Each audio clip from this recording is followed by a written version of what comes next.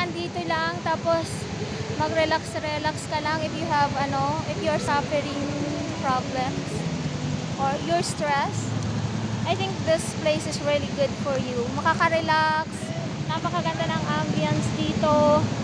May makikita kang mga malalaking puno. At saka ang entrance fee, 20 pesos. At saka, look. At saka doon, kung nakikita nyo yung pinicture natin doon kanina. My God, really beautiful.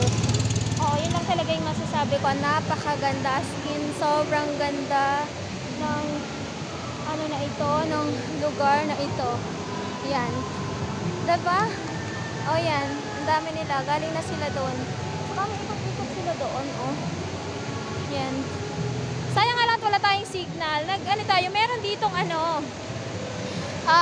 piso wifi, 10 pesos for 3 hours. But, the problem, parang napakahina ng niya, napakahina din naman ng network. So, parang it's useless. Hindi ko rin pero, well, it's only 10 pesos lang naman. So, pwede na at least magkaroon ka ng live dito sa lugar na ito. Really, ang ganda. Dito lang ito sa Montalban. Nakalain mo yun. Alam mo, bihira ako naglalaba. So, na-amaze ako sa lugar na ito.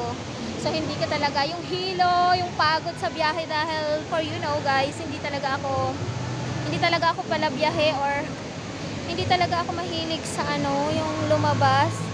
Pero talagang hindi ko pinagsisisihan yung mapunta sa lugar na ito kasi really beautiful place, really beautiful.